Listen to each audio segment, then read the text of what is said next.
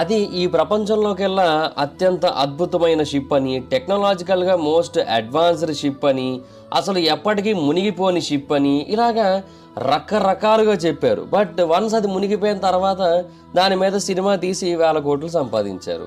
ఇప్పుడు నేను చెబుతుంది టైటానిక్ కోసం. అంటే టైటానిక్ సినిమా రావడం వల్ల టైటానిక్ అనేది చాలా ఫేమస్ అయింది, ప్రపంచం మొత్తానికి కూడా తెలిసింది. బట్ అన్ఫార్చునేట్లీ ఈ టైటానిక్ మాత్రమే కాదు, ఇలా భారీ స్థాయిలో షిప్పులు మునిగిపోయి భారీ స్థాయిలో ప్రాణ నష్టం జరిగిన సంఘటనలు చరిత్రలో జరగడం, ఇలాగా ఇంకెన్నో షిప్పులు మునిగిపోయాయి, ఇంకెంతో మంది వాటిలో ప్రాణాలు కోల్పోయారు. బట్ వాటి మీద సినిమాలు తీయకపోవడం వల్ల వాటి గురించి ఎవరికీ తెలియదు. ఇన్ఫ్యాక్ట్ కొన్ని అయితే టైటానిక్ అంటే చాలా ట్రాజడీగా అనిపిస్తూ ఉంటాయి. వాటిలో అత్యంత ముఖ్యమైనది ఏప్రిల్ 27, 1865 సంవత్సరంలో జరిగింది. ఆ షిప్ పేరు సుల్తానా స్టీమ్ బోట్. ఇది ప్యాసింజర్స్ని, కార్గోని ప్రతిరోజు కూడా సెయింట్ లూయిస్ నుంచి న్యూ ఆర్లిన్స్ మధ్యలో తరలిస్తూ ఉంటుంది. అది ఒక పెద్ద వుడెన్ బోట్. దానికి మొత్తంగా 3 డెక్స్ ఉంటాయి అండ్ 260 అడుగుల పొడవు ఉంటుంది, 70 అడుగుల వెడల్పు ఉంటుంది, 2 బాస్కెట్బాల్ కోర్ట్లంత సైజులో ఉంటుంది. చాలా పెద్ద షిప్. సాధారణంగా ఈ షిప్ 350 మంది ప్యాసింజర్స్ని తీసుకొని వెళుతూ ఉంటుంది. బట్ ప్రమాదం జరిగిన రోజు మాత్రం దీంట్లో సుమారుగా 2000 మంది ప్యాసింజర్స్ ఉన్నారు. బేసిక్గా ఇది ఏప్రిల్ 23న తన యొక్క ప్రయాణాన్ని మొదలుపెట్టింది. రెగ్యులర్గా ప్రయాణించినట్టే న్యూ ఆర్లిన్స్ నుంచి దాని యొక్క ప్రయాణాన్ని మొదలుపెట్టింది. అయితే కొంత దూరం ట్రావెల్ చేసిన తర్వాత దాని యొక్క బాయిలర్లో ఏదో ఇష్యూ వచ్చి అది విరిగిపోయింది. వెంటనే ఆ షిప్ని విక్స్బర్గ్కి తీసుకొని వెళ్ళారు రిపేర్ చేయడం కోసం. అయితే ఆ టైంలో షిప్ క్యాప్టెన్ అయిన జేమ్స్ క్యాస్ మేసన్కి ఒక పెద్ద డీల్ వచ్చింది. చాలా భారీ స్థాయిలో డబ్బులు సంపాదించుకునే అవకాశం వచ్చింది. అదేంటి అంటే చాలామంది ఖైదీలు అప్పుడే జైలు నుంచి విడుదలయ్యి వేరే ప్రాంతాలకి వెళ్లాల్సి ఉంది. చాలా భారీ స్థాయిలో ఫార్మర్ ప్రిజనర్స్ ఉన్నారు. వాళ్ళందరూ కూడా నార్త్ ప్రాంతానికి వెళ్ళాలనుకున్నారు.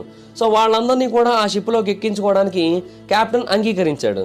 బట్ ప్రాబ్లం ఏంటంటే బాయిలర్ రిపేర్ చేయడానికి ఇంకా చాలా టైం కావాల్సి ఉంటుంది. కానీ మేసన్ మాత్రం అంత టైం ఇవ్వలేదు. దానికి కారణం ఏంటంటే ఒకవేళ ఇతను ఎక్కువ టైం పడుతుంది అన్నట్టయితే అతని కాంపిటీటర్స్ ఈ డీల్ని చేజిక్కించేసుకొని అతనికి రావాల్సిన డబ్బుల్ని వాళ్ళు సంపాదించేసుకుంటారు అనుకున్నాడు. అందుకని దానికి ప్రాబ్లం ఉన్నప్పటికీ కూడా పూర్తి స్థాయిలో రిపేర్ చేయించకుండా ఆ బాయిలర్కి దానికి ఏవైతే హోల్స్ పడ్డాయో వాటికి జస్ట్ ప్యాచ్ వర్క్స్ అనేవి చేయించేసి మొత్తం అందరినీ కూడా ఎక్కించేసి షిప్ యొక్క ప్రయాణాన్ని మొదలుపెట్టారు. మొత్తం ఎక్స్ ప్రిజనర్స్ అందరూ కూడా షిప్లోకి ఎక్కేశారు. ఆ టైంకి బాయిలర్ విరిగిపోయి ఉంది, చాలా భారీ స్థాయిలో ప్యాసింజర్స్ ఉన్నారు ఉండాల్సిన దానికంటే, అండ్ లైఫ్ బోట్స్ అసలు ఏమాత్రం లేవు, అండ్ ఆ రివర్లో చాలా వరస్ట్ డ్రైవింగ్ కండిషన్స్ ఉన్నాయి. బట్ ఇన్ని ఉన్నప్పటికీ కూడా ఆ క్యాప్టెన్ అయితే మాత్రం వాళ్ళని దించాలనుకోలేదు. సో అప్పటికే వరస్ట్గా ఉన్న షిప్ కండిషన్ వాళ్ళందరూ ఎక్కేసరికి ఇంకా ఓవర్లోడ్ అయిపోయేసరికి నీటిలో మునిగిపోయే అవకాశాలు ఇంకా పెరిగిపోయాయి. బట్ అయినా కూడా ఆ క్యాప్టెన్ మాత్రం పుష్పలాగా తగ్గేదేలే అనుకుంటూ ఆ షిప్ను ముందుకు తీసుకొని వెళ్ళిపోయాడు. అలాగా ఆ సుల్తానా మరికొంత దూరం ప్రయాణించింది. ఆ నది మీద 2 రోజుల పాటు కాన్స్టెంట్గా ప్రయాణించింది. ఆ టైంలో మిసిసిప్పి చరిత్రలో అతిపెద్ద వరదల్లో ఒకటి వచ్చింది. నది మొత్తం వాటర్ ఓవర్ఫ్లో అయిపోవడం మొదలుపెట్టింది. వాటర్ లెవెల్స్ రైజ్ అయిపోవడం మొదలుపెట్టాయి. అండ్ చాలా ప్రాంతాల్లో చెట్లు కేవలం పైనున్న ఆకులు మాత్రమే కనబడుతున్నాయి తప్ప కిందన ఉన్న మిగతా భాగం కనబడట్లేదు. అంటే అంత భారీ స్థాయిలో అక్కడ నీళ్ళైతే చేరుకున్నాయి అనమాట. అండ్ ఆ వరద నీళ్ళన్నీ కూడా ఈ షిప్కి వ్యతిరేక దిశలో దీని మీదకి వస్తున్నాయి. సో ఆ షిప్ ఇంకా హార్డ్ వర్క్ చేయాల్సి వచ్చింది ముందుకెళ్ళడం కోసం. సో ఆ బాయిలర్ ఇంకా ఎక్కువ వర్క్ చేయాల్సి వచ్చింది. హాయ్ ఫ్రెండ్స్, మీరు ఎప్పుడైనా సరే 5000 రూపాయల ప్రోడక్ట్ 250 రూపాయలకి రావడాన్ని గమనించారా? లేదు కదా. కానీ అమెజాన్, ఫ్లిప్కార్ట్ లాంటి కంపెనీస్ ఏం చేస్తూ ఉంటాయంటే కొన్ని గోల్డెన్ హవర్స్ టైంలో మెగా డీల్స్ ఇస్తూ ఉంటాయి. ఆ డీల్స్ టైంలో ఒక్కొక్క ప్రోడక్ట్ మీద 90% నుంచి 95% వరకు డిస్కౌంట్ అయితే ఉంటుంది. అయితే ఈ డీల్స్ కోసం మీరు కాన్స్టెంట్గా ఆ యాప్స్ చెక్ చేస్తూ ఉండలేరు కదా. కానీ మీకోసం నేను వాటన్నిటిని కూడా కాన్స్టెంట్గా చెక్ చేస్తూ ఉంటాను. అండ్ దాంట్లో ఎప్పుడు ఏ డీల్ పెట్టినా కూడా ఇమీడియట్గా మీకు ఆ ప్రోడక్ట్ని అయితే షేర్ చేస్తాను. మీరు ఇమీడియట్గా ఆ ప్రోడక్ట్ని పర్చేస్ చేయొచ్చు దాని నుంచే. అండ్ అంతేకాదు కొన్ని ఎక్స్ట్రాడినరీ ప్రొడక్ట్స్ ఉంటాయి, వాటిని మీరు బయట ఎక్కడ కూడా చూడరు. వాటి గురించి కూడా నేను మీకు షేర్ చేస్తాను. మీరు సింపుల్గా చేయాల్సింది ఒకటే, కింద డిస్క్రిప్షన్లో మన టెలిగ్రామ్ ఛానల్ లింక్, మన వాట్సాప్ ఛానల్ లింక్, మన ఇన్స్టా బ్రాడ్కాస్ట్ ఛానల్ లింక్ ఉంటాయి.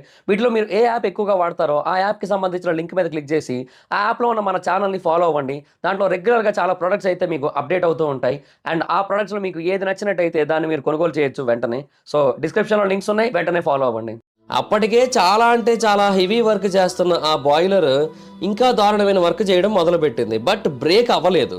అయితే ఏప్రిల్ 26న సుల్తానా టెన్నెసీలోని మెంఫిస్ ప్రాంతానికి చేరుకుంది. అప్పుడైనా పోని నార్మల్గా ఊరుకున్నాడు ఆ క్యాప్టెన్. లేదు, మళ్ళీ ఇంకొక 120 టన్నుల షుగర్ని ఇంకొక 200 మంది ప్యాసింజర్స్ని కూడా దాంట్లోకి ఎక్కించాడు. అది ఇంకా హెవీగా మారిపోయింది. ఆ రోజు అర్ధరాత్రి అది చాలా ప్రమాదకరమైన ప్రయాణాన్ని చేయడం మొదలుపెట్టింది. మధ్యలో రాత్రి 1 గంట టైంలో అది బార్జెస్ ప్రాంతానికి చేరుకుంది. అక్కడ మళ్ళీ కోల్ షిప్మెంట్ని ఎక్కించారు ఆ షిప్లోకి. ఆ తర్వాత 2 గంటల టైంలో ఆ షిప్ బార్జ్ నుంచి బయలుదేరింది. కొంత దూరం వెళ్ళింది.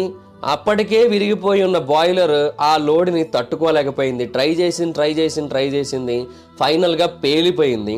అండ్ ఆ షిప్ ఆ టైంకి మెంఫిస్ ప్రాంతానికి నార్త్ వైపు కేవలం 7 మైళ్ళ దూరంలో మాత్రమే ఉంది. కొంతమంది మాత్రమే సర్వైవ్ అయ్యారు ఆ రోజు. కొంతమంది ప్యాసింజర్స్ నీటిలోకి దూకి ఎస్కేప్ అవడానికి ట్రై చేశారు. బట్ ఆ టైంలో ఉన్న చల్లటి నీళ్లు అండ్ స్ట్రాంగ్ వేవ్స్ ఇవన్నీ కూడా వాళ్ళందరినీ కూడా ఎటేటో తీసుకొని వెళ్ళిపోయి వాళ్ళని కూడా చంపేశాయి. సో ఇది బేసిక్గా షిప్రెక్స్ డిజాస్టర్స్లో మోస్ట్ ట్రాజిక్ డిజాస్టర్స్లో ఒకటిగా నిలుస్తుందనడంలో అసలు ఎలాంటి సందేహం లేదని ఎంతోమంది చెబుతూ ఉంటారు. అండ్ దీంట్లో ఎంతమంది చనిపోయారు అనేది ఎగ్జాక్ట్గా ఎవరికీ తెలియదు. ఎంతమంది సర్వైవ్ అయ్యారనేది కూడా ఎగ్జాక్ట్గా ఎవరికీ తెలియదు. కొన్ని సోర్సెస్ బట్టి ఇందులో చనిపోయిన వాళ్ళ సంఖ్య 961 నుంచి 1800 మంది వరకు. అంటే మీరు గమనించినట్టయితే టైటానిక్ కంటే ఎక్కువ మంది ఇందులోనే చనిపోయారు. అండ్ ఈ షిప్లో లైఫ్ బోట్స్ ద్వారా కొంతమంది బ్రతికినప్పటికీ వాళ్ళలో కూడా ఎంతమంది బ్రతికారనేది ఎవరికి కూడా పూర్తిగా తెలియదు. ఈ షిప్ గురించి మనకెందుకు తెలియదు అంటే దీని మీద సినిమా తీయలేదు కాబట్టి. మరొక విషయం ఏంటంటే ఈ షిప్ ప్రమాదం జరగడానికి 12 రోజుల ముందు అబ్రహం లింకన్ చనిపోవడం జరిగింది. సో అప్పటికే ప్రజలందరూ కూడా చాలా హెవీగా ఆ న్యూస్ గురించి మాట్లాడుకుంటూ అబ్రహం లింకన్ గురించే డిస్కస్ చేసుకుంటూ ఉన్నారు. వాళ్ళ ఆ న్యూస్ నుంచి ఇంకా రికవర్ అవ్వలేదు. సో ఆ టైంలో ఇది జరిగేసరికి ఎవరు కూడా ఈ సంఘటనకి అంత ఎక్కువగా అటెన్షన్ ఇవ్వలేదు. ఒకవేళ ఇచ్చుంటే మేబీ వేరేలా ఉండేమో పరిస్థితి. ఎందుకంటే చాలా అంటే చాలా భారీ స్థాయిలో జరిగిన ప్రమాదం ఇది. 1800 మంది వరకు చనిపోవడం అనేది నిజంగా చాలా దారుణమైన విషయం అనే చెప్పాలి. అయితే ఇలాంటిదే ఇంకొకటి కూడా జరిగింది. అది 2002వ సంవత్సరంలో. ఇది ఫెర్రీ లే జూలా అనే ఒక షిప్కి జరిగింది. ఇది ఒక సెనగలీస్ వెజల్. ఇది వారానికి 2 సార్లు ఒకటే రూట్లో తిరుగుతూ ఉంటుంది. డాకర్ కోస్ట్లో తిరుగుతూ ఉంటుంది. దీని యొక్క మెయిన్ పని ఏంటంటే ప్యాసింజర్స్ని తీసుకొని వెళ్ళడం, మ్యాంగోని పామ్ ఆయిల్ని తీసుకొని వెళ్ళడం. అలా రోజు తిరుగుతూ ఉండేది. ఎప్పుడూ దానికి ఎలాంటి ప్రాబ్లం రాలేదు. దీంట్లో మోడర్న్ రెస్క్యూ ఎక్విప్మెంట్ ఉంది. దీనికి మంచి రిపేర్ సర్వీస్ కూడా ఉంటుంది. సో చాలా అంటే చాలా బాగుండేది. బట్ ఒకరోజు షిప్ యొక్క క్రూ మెంబర్స్ ఈ షిప్లో ఒక మాల్ ఫంక్షన్ నోటీస్ చేశారు. ఆ తర్వాత బోట్ని పోర్టుకు తీసుకొని వెళ్ళారు. సుమారుగా 1 సంవత్సరం పాటు ఈ షిప్ అక్కడే ఉండిపోయింది. నాన్ వర్కింగ్ కండిషన్లోనే రిపేర్స్ చేస్తారేమో అని ఎదురు చూస్తూ. బట్ దానికి హై క్వాలిటీ సర్వీస్ అయితే అందలేదు. జస్ట్ ఏదో నార్మల్ సర్వీస్ అయితే చేశారు. ఆ పూర్ మెయింటెనెన్స్ తర్వాత ఈ ఫెర్రీ దాని యొక్క ప్రయాణాన్ని మళ్ళీ మొదలుపెట్టింది. కానీ అదే దాని యొక్క ఆఖరి ప్రయాణం అవుతుందని వాళ్ళకి తెలీదు. ఇది సెప్టెంబర్ 26, 2002వ సంవత్సరంలో దాని యొక్క ఆఖరి ప్రయాణాన్ని మొదలుపెట్టింది. అది సదరన్ సెనగల్ నుంచి డాకర్ వైపు దాని యొక్క ప్రయాణాన్ని మొదలుపెట్టింది. సుమారుగా 11 గంటలు అవుతోంది రాత్రి. అండ్ ఆ టైంలో అది గాంబియా దగ్గరలో ఉంది. అండ్ ఆ టైంలో ఒక పెద్ద తుఫాను ఆ ప్రాంతాన్ని అయితే తాకింది. అలలు విపరీతంగా పెరిగిపోయాయి. అండ్ బేసిక్గా ఈ షిప్కి మంచి సర్వీస్ ఉంటే ఎలాంటి ప్రాబ్లం లేకపోను. బట్ సర్వీస్ లేకపోవడం వల్ల ఈ షిప్కి కొంత ప్రాబ్లం ఎదురైంది. అండ్ ఇంకొకటి ఏంటంటే ఈ షిప్లో ఉన్న ప్యాసింజర్స్ కౌంట్ కనుక లిమిట్లో ఉన్నట్టయితే ప్రాబ్లం ఉండకపోను. బట్ చాలా ఎక్కువ మంది ప్యాసింజర్స్ ఉన్నారు ఆ టైంకి ఉండాల్సిన దానికంటే. దీని కెపాసిటీ మ్యాక్సిమం 500 ప్యాసింజర్స్ మాత్రమే. బట్ ఆ రోజు సుమారుగా 1000 మంది ప్యాసింజర్స్ ఉన్నారని ఒక అంచనా. సో అప్పటికే దాని కండిషన్ బాగాలేదు. ప్యాసింజర్స్ టూ మచ్ ఉన్నారు. దానికి తోడు పెద్ద తుఫాను. వీటన్నిటికంటే అతిపెద్ద సమస్య ఏంటంటే ఈ లెజూలన్నీ నిర్మించింది తీర ప్రాంతపు నీటిలో మాత్రమే ప్రయాణించడానికి. బట్ ఆ రోజు తుఫాను కారణంగా దాని యొక్క ప్రయాణ దిశ కొంచెం మారిపోయి అది పెద్ద అలలు ఉన్న చోటకు వెళ్ళిపోయింది. అండ్ ఆ ప్రాంతానికి వెళ్ళిన తర్వాత ఇది కంట్రోల్ని కంప్లీట్గా తప్పేసింది. అండ్ ఒక స్టేజ్కి వచ్చేసరికి ఆ షిప్ పక్కకు ఒరిగిపోయింది. ఆ తర్వాత బోర్లా పడిపోయింది. షిప్ యొక్క డెక్ అంతా కూడా కంప్లీట్గా నీటిలోనే ఉంది. షిప్ యొక్క కింద భాగం మాత్రమే నీటి పైన తేలుతూ ఉంది. షిప్ లోపల ఎవరైతే ప్యాసింజర్స్ ఉన్నారో వాళ్ళందరూ కూడా సీలింగ్ల మీద పడిపోయారు. వాళ్ళందరూ కూడా వాళ్ళ ఓరియంటేషన్ని కోల్పోయారు. ఏదో స్పేస్లో ఉన్నట్టు అయిపోయింది వాళ్ళ సిచ్యువేషన్.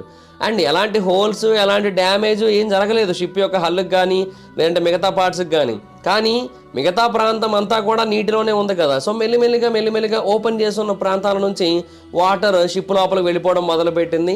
సో కొంతసేపటి వరకు ఆ షిప్ అలా ట్విస్ట్ అయ్యి అలా ఉంది. బట్ కొన్ని గంటలు గడిచిన తర్వాత ఆ షిప్ నీటి లోపలికి మునిగిపోవడం మొదలుపెట్టింది. ఆ తర్వాత మెల్లిమెల్లిగా సముద్రం యొక్క అడుగు భాగానికి అయితే చేరుకుంది. ఆ టైంకి సముద్రం వెచ్చగానే ఉంది. బట్ ప్యాసింజర్స్ని కాపాడడానికి ఎవరు కూడా రాలేదు. చాలామంది ప్యాసింజర్స్ నీటిలో తేలుతూ అలాగ 4 రోజుల పాటు అక్కడే ఎదురు చూశారు వాళ్ళని కాపాడతారేమో అని. బట్ కేవలం కొద్ది మంది మాత్రమే సర్వైవ్ అయ్యారు. కొన్ని షిప్లు వచ్చే టైంకి మిగతా వాళ్ళందరూ కూడా చనిపోయారు. ఇలాగే ఇంకొక ప్రమాదం ఫిలిప్పీన్స్ ప్రాంతంలో జరిగింది. ఫిలిప్పీన్స్ చాలా అంటే చాలా ప్రమాదకరమైన ప్రాంతం షిప్పులకి. ఎందుకంటే ఆ ప్రాంతంలో కొన్ని వేల ఐలాండ్స్ ఉంటాయి. అండ్ అంతేకాకుండా చాలా పెద్ద స్థాయిలో షాలో వాటర్స్ ఉంటాయి. షిప్స్ ఆ ప్రాంతానికి కనుక వెళ్ళినట్టయితే వాటి యొక్క హల్ డ్యామేజ్ అయిపోయి ఆ షిప్పులు మునిగిపోయే అవకాశం ఉంటుంది. ఆ రోజు date September 20, 1987. One of the most terrible disasters in navigation history అక్కడ జరిగింది. బేసిక్గా ఇది ఫిలిప్పైన్ ప్యాసింజర్ ఫెర్రీ అయిన డోనా పాజ్ అనే ఒక షిప్కి జరిగింది. ఆ రోజు ఆ షిప్ ఫిలిప్పైన్స్లోని ఒక ఐలాండ్ నుంచి తన యొక్క ప్రయాణాన్ని మొదలుపెట్టి మనీలా వైపు వెళ్ళడం మొదలుపెట్టింది. సూర్యుడు మెరుస్తూనే ఉన్నాడు, సముద్రం కూడా ప్రశాంతంగానే ఉంది, విజిబిలిటీ అంతా బాగానే ఉంది.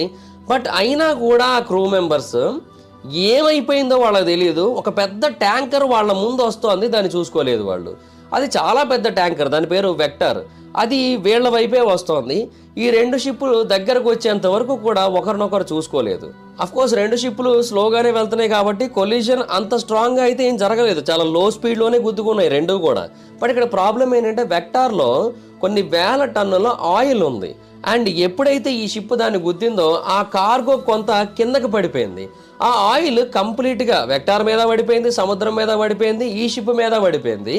అండ్ ఆ టైంలో ఒక చిన్న స్పార్క్ అంటుకుంది అండ్ మొత్తం ఆ ఆయిల్ అంతా కూడా పడిపోయింది. అండ్ 2 షిప్పులు కూడా మంటలు అంటుకుపోయాయి. అండ్ 2 షిప్పులు బ్లాస్ట్ అయిపోయి కన్నాలు పడిపోయి వాటిలోకి వాటర్ వెళ్ళిపోయి కేవలం కొన్ని సెకండ్లలోనే కంప్లీట్గా నీటి లోపలికి వెళ్ళిపోయాయి.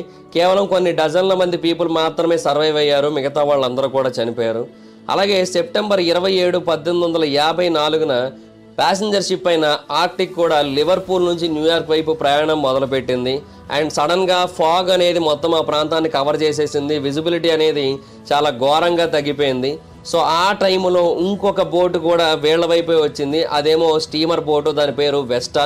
అది ఒక ఫ్రెంచ్ స్టీమర్. అది ఇవి 2 కూడా దగ్గరగా వచ్చేంత వరకు ఒకరినొకరు చూసుకోలేదు. సో ఇంకా కొలిజన్ తప్పలేదు, వేరే ఆప్షన్ లేదు అక్కడ. ఆ ఫ్రెంచ్ వెసెల్ చిన్నదే, అందుకే దానికి ఇంపాక్ట్ ఎక్కువ పడింది. సో ఇమీడియట్గా అది నీటి లోపల మునిగిపోయింది. అయితే ఆర్క్టిక్ కూడా కొంతవరకు డ్యామేజ్ అయింది. సో షిప్ క్యాప్టెన్ ఎంత ఫాస్ట్గా వీలైతే అంత ఫాస్ట్గా ఈ షిప్ని తీరం వైపు తీసుకొని వెళ్ళండి, అక్కడికి వెళ్ళిన తర్వాత మనం దీనికి రిపేర్ చేయించవచ్చు అని అనుకున్నాడు. బట్ కొంచెం దూరం వెళ్ళిన తర్వాత అది కూడా ఆగిపోయింది. ఎందుకంటే డ్యామేజ్ అయిపోవడం వల్ల వాటర్ కంప్లీట్గా లోపలికి వచ్చేసింది. సో షిప్ యొక్క ఇంజన్స్ ఏవి కూడా పనిచేయడం మానేసాయి. ఆ తర్వాత ఆ షిప్ యొక్క క్రూ మెంబర్స్ లైఫ్ బోట్స్ని కింద దించడం మొదలుపెట్టారు. ఎందుకంటే షిప్ మునిగిపోతుందని వాళ్ళందరికీ కూడా అర్థమైంది. అయితే ఆ లైఫ్ బోట్స్లో కేవలం 87 మంది మాత్రమే సర్వైవ్ అయ్యారు. మొత్తంగా ఆ టైంకి ఆ షిప్లో 400 మంది ఉన్నారు. సో అందరూ చనిపోయినట్టే ఆల్మోస్ట్.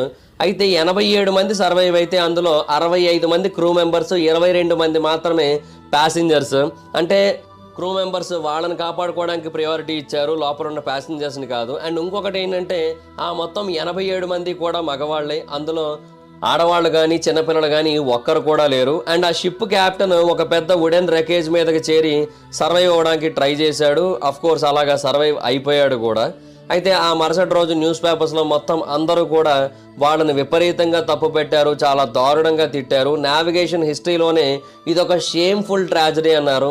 ఎందుకంటే షిప్పింగ్ రూల్స్ ఏంటి అంటే మొదట మహిళల్ని పిల్లల్ని సేవ్ చేయాల్సి ఉంటుంది. అండ్ ప్యాసింజర్స్కి ఫస్ట్ ప్రియారిటీ ఇవ్వాల్సి ఉంటుంది. వాళ్ళని వాళ్ళు కాపాడుకోవడం కాదు ఫస్ట్ ప్రియారిటీ. సో లాని వైలేట్ చేశారని, వాళ్ళ మీద చాలా దారుణమైన చర్యలు తీసుకోవాలని మొత్తం అందరూ కూడా చాలా తీవ్రంగా వాళ్ళ యొక్క అభిప్రాయాన్ని అయితే వ్యక్తపరిచారు. బట్ ఎంత జరిగినప్పటికీ, ఎంత పెద్ద ఇష్యూ అయినప్పటికీ కూడా ఎవరి మీద ఎలాంటి కేసులు పడలేదు. ఎవరి మీద కూడా ఇది మునిగిపోవడానికి రెస్పాన్సిబిలిటీని వేసి వాళ్ళకి శిక్షణ అయితే వేయలేదు. అండ్ ఇప్పటికీ కూడా షిప్ రెక్స్కి సంబంధించిన ప్రమాదాలు జరుగుతూ ఉంటాయి. బట్ అప్పట్లాగైతే కాదు. ఎందుకంటే ఇప్పుడు టెక్నాలజీ బాగా పెరిగింది, రాడార్ సిస్టమ్ బాగా ఇంప్రూవ్ అయింది, నావిగేషన్ సిస్టమ్స్ బాగా ఇంప్రూవ్ అయ్యాయి. సో అందువల్ల ఏంటంటే ఒకదాన్నొకటి గుద్దుకునే పరిస్థితి అయితే లేదు ప్రస్తుతానికి. బట్ అప్పుడప్పుడు టైటాన్ సబ్మెర్సిబుల్ లాంటి ప్రమాదాలు అయితే జరుగుతూ ఉంటాయి. దాన్ని అయితే మాత్రం ఎవరో మార్చలేరు. ఎందుకంటే ప్రకృతితో చెలగాటం ఆడాలనుకోవడం ముమ్మాటికి తప్పే. అండ్ ఎప్పటికైనా అది మన ప్రాణాలకి ముప్పే. అందుకనే కొంచెం జాగ్రత్తగా ఉంటే ఇప్పుడు అలాంటి ప్రమాదాలు అయితే జరగవు. సో అది గైస్.